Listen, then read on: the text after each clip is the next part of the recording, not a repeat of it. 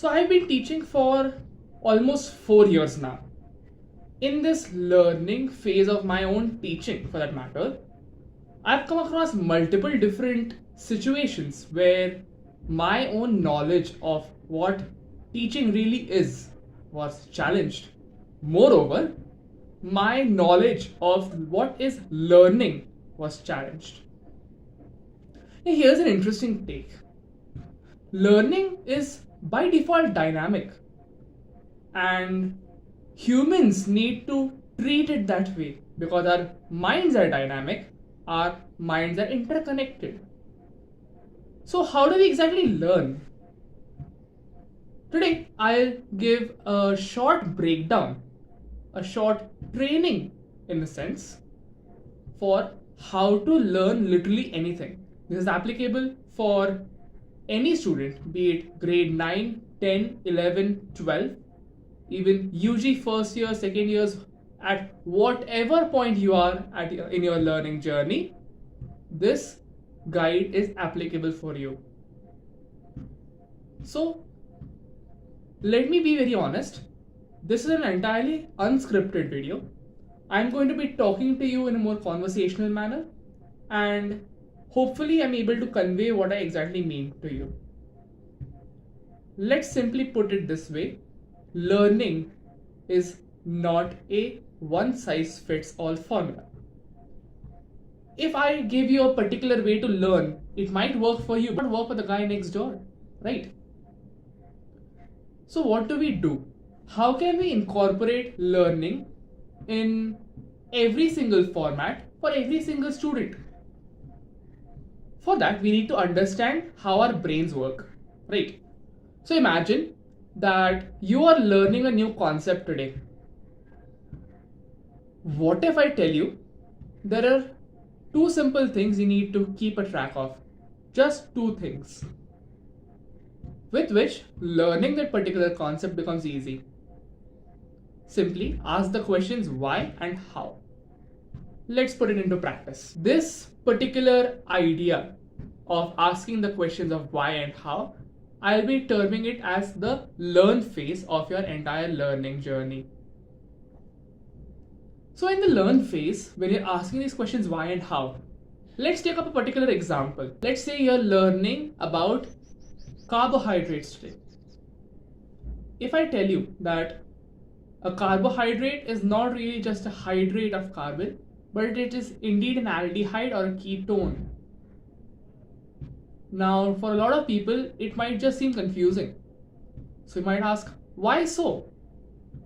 And imagine the answer that you get. And if you ask, how so? Imagine that answer. That is the crux of this all. Asking the questions why and how. This is applicable for anything and everything.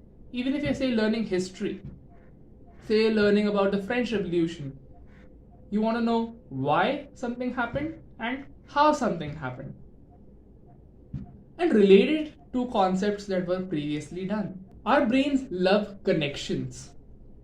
We try and interlink, we try and understand things by linking them with things we already know. This is how our brains learn. So when you learn something new or something abstract, it's difficult because it may or may not be linked to whatever things you already know.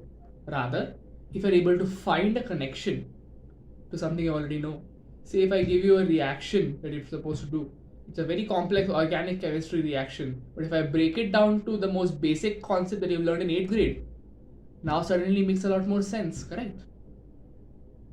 So learning is interconnected. That's how I started this video with.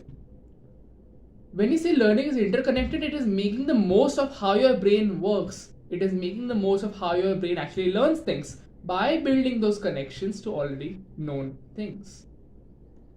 This is the power of your brain.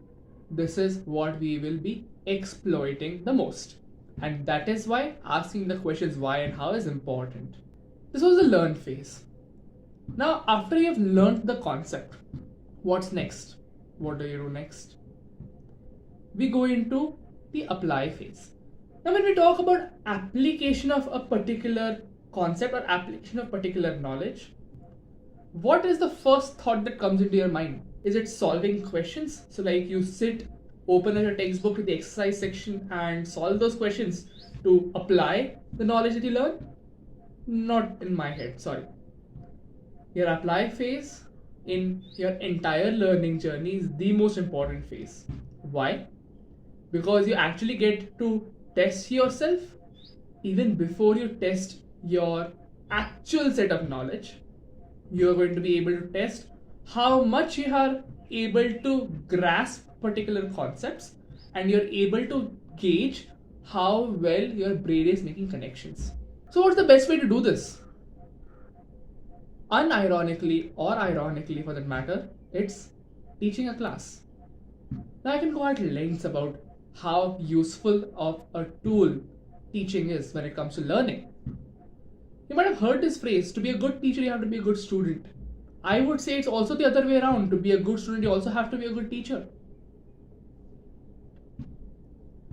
When you learn a particular concept, how do you know that you have actually assimilated the information? It's by testing whether you're able to put forth that information to a group of people who are also having no clue about that information and disseminating whatever information you know in a much more understandable fashion. Now, I just use a lot of words that are very difficult over here.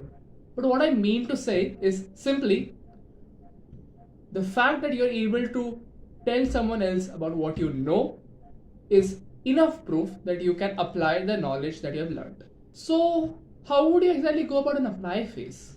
I would genuinely suggest teaching a class. Take some time, take some students, teach the class. Prepare a good flow of the class. And how do you do that?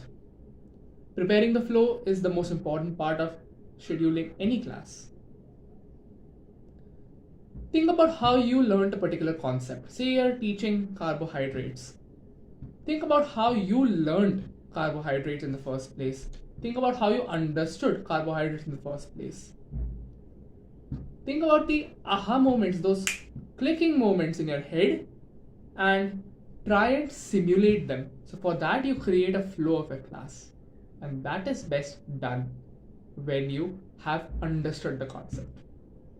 So now that you've applied the concept, you've created the flow of the class, you've created material for the class, you teach the class, you're done. Now you know you can apply the concept. And this leads us to the last phase where you're testing the concepts.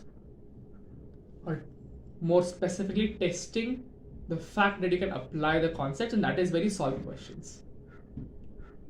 And here is where you get very specific with the type of questions you want to solve. So this video is going out in late February, where most 11th grade students are giving their exams. So imagine that next year or in the upcoming academic year, when you're giving a particular exam, you can actually optimize your test phase, your solve phase, to those particular exams. So imagine what I've just done over here. I took up an abstract concept of learning and brought it down slowly and steadily to be very goal specific. This is what learning truly is, and this is the true power of learning. So this is the shortest possible explanation of what learning truly is and how we exactly go about the system. In the forthcoming days, weeks, months, I'll be going into more specific examples as to how you can actually prepare to go further with particular exams, particular grades, particular tests.